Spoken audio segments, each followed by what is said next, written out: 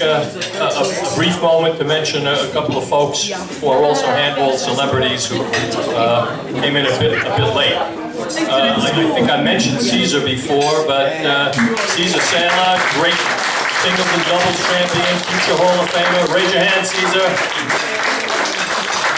And a really very fine player of the late 70s, top doubles player, late 70s, early 80s. He's now known as Robert, but we all remember him as Buddy Shapiro.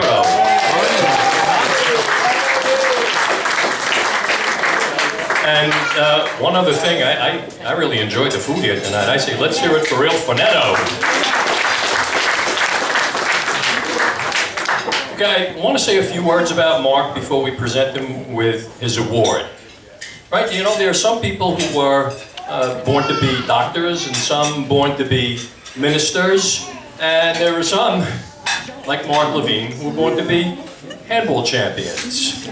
When Mark was just a little kid, he lived a stone's throw from our favorite courts in Coney Island at West 5th Street. And at 7 years old, he used to walk over there with his little friends and play stickball on court 11. A couple of years later, he began playing handball with a pink ball and a little paddle ball.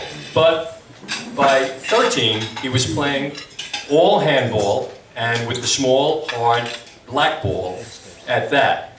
Now that same year when he turned 13, 1965, he entered his first national tournament. It was a men's tournament, not a boys' tournament, a men's tournament. And in the first round, he played against a seeded player who's now a Hall of Famer. I know when I say his name, most of you will know it, if not all of you will know it, Louis Russo. And Louis edged this 13-year-old kid by a single point, 25-24.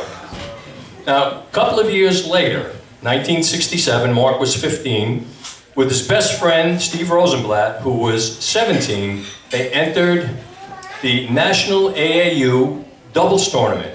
And in their first round, they eliminated two good players. Now again, I don't know how many folks will remember these names, but some of you will.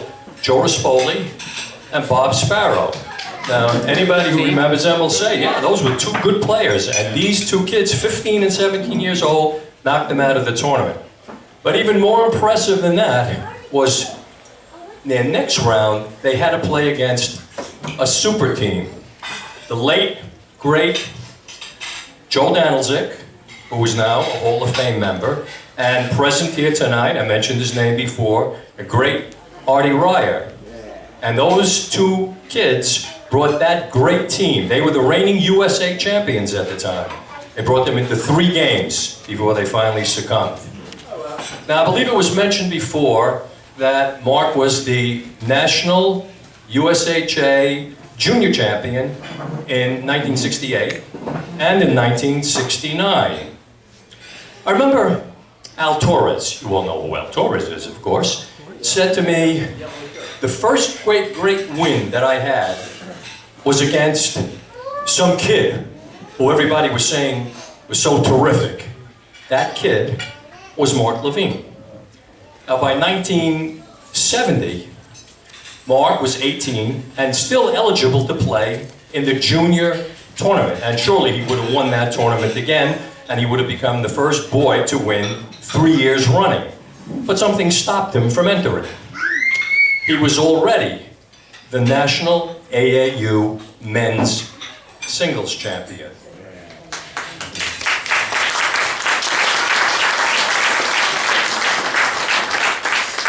That year, in 1970, the National AAU singles, Mark eliminated Al Torres in the round of 16.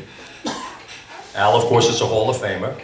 Grandmaster now, Mike Dickman in the quarterfinals, and Hall of Famer now, Kenny Davidoff in the semifinals.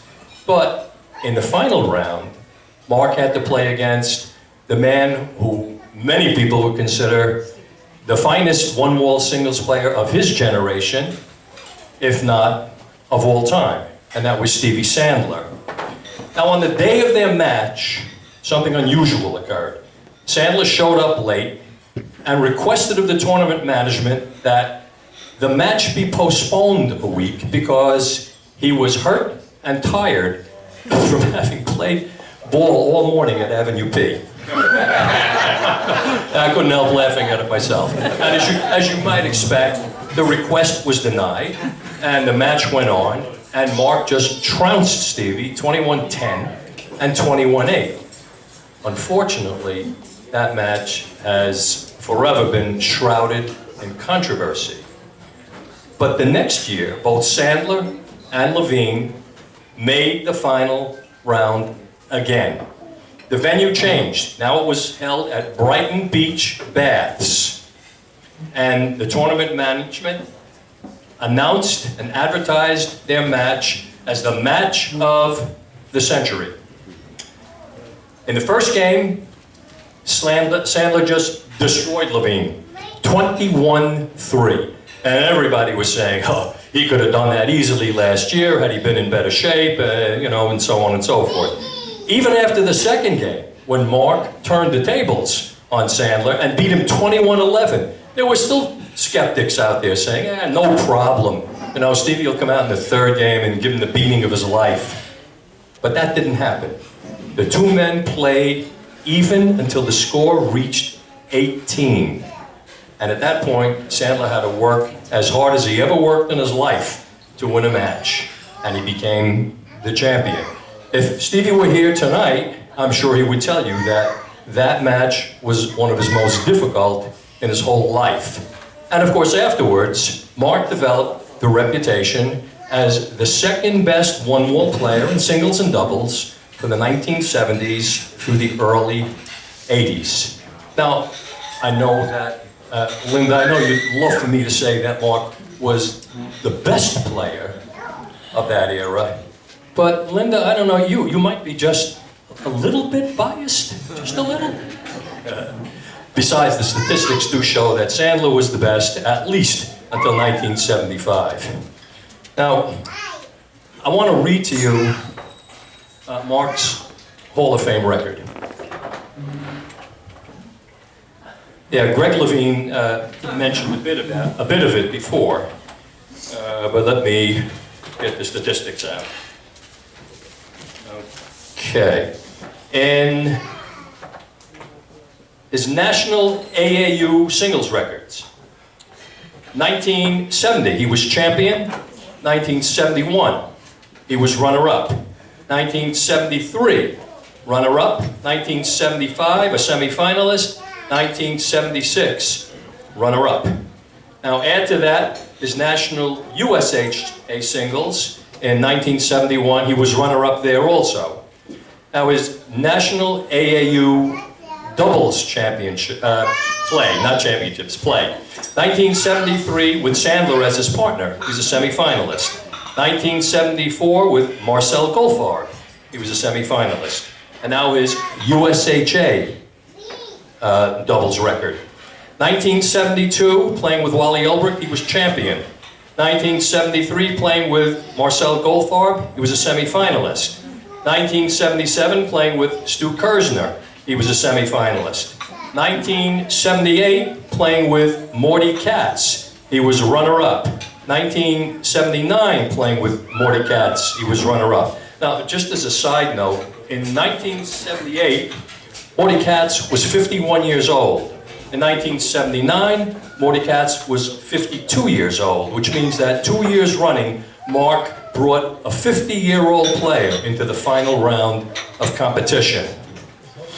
In 1981, with Artie Ryer, he was champion, and in 1982, with Neil Boshin, he was champion.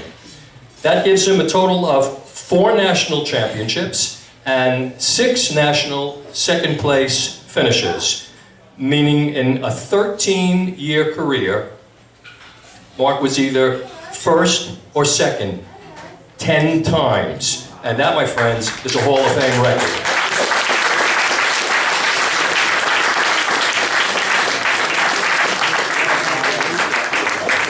Now, in addition to that, in 1973, Brighton Beach Baths ran a unique tournament.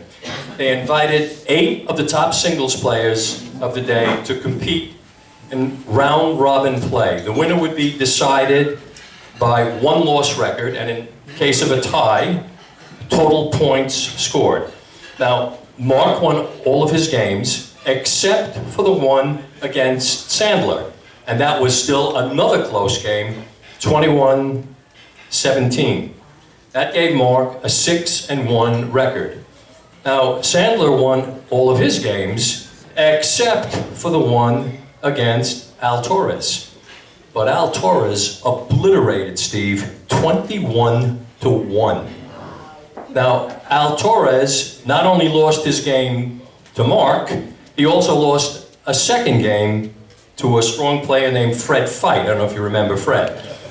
And Al had a 5-2 record, which made Mark the winner of the entire event by total points. It was a great win for Mark.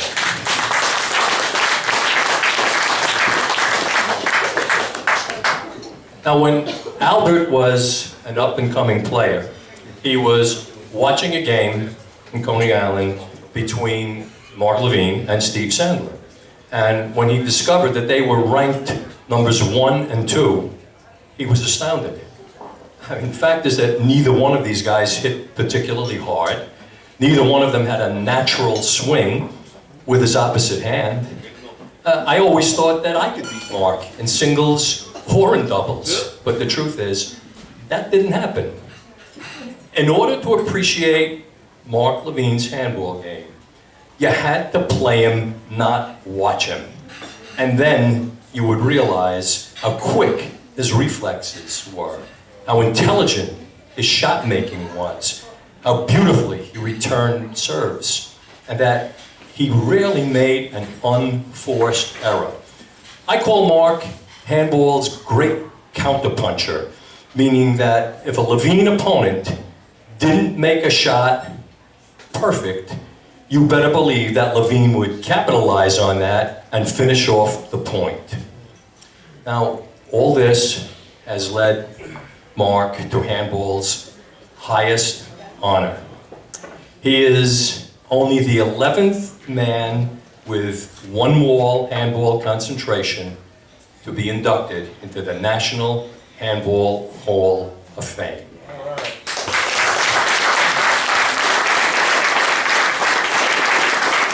Now we have some awards to give to Mark, and I'd like Willie Polanco to come up and help me to distribute them to him. Willie is our representative of the USHA.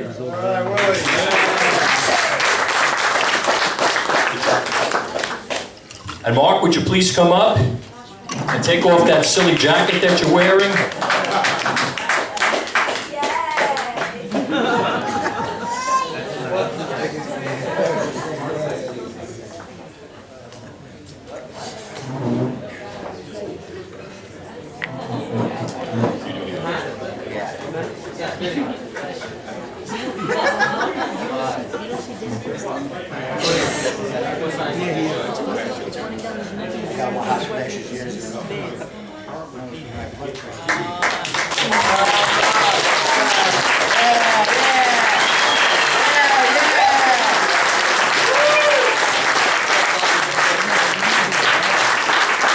He ate too much this evening. He's unable to button the jacket.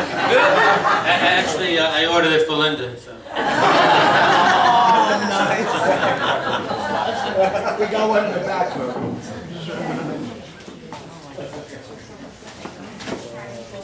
I gave him the size from when I played.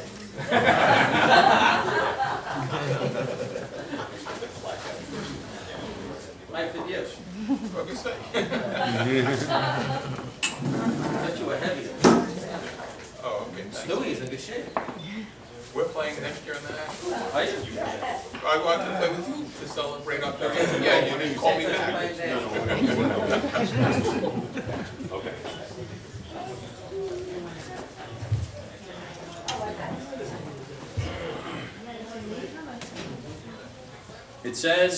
It says, United States Handball Association Hall of Fame honoring Mark Levine in recognition of outstanding achievement as a handball player 2013. Yeah.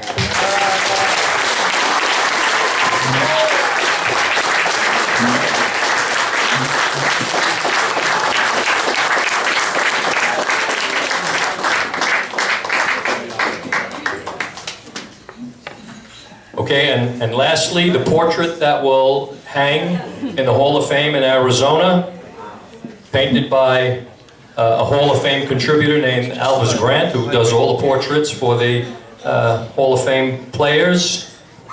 And there it is, as Willie's holding it up. Make sure everybody sees it, Willie.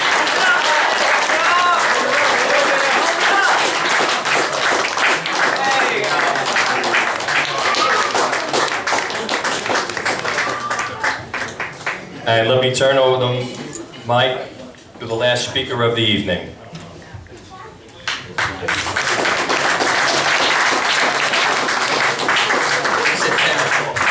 Thank you, Danny.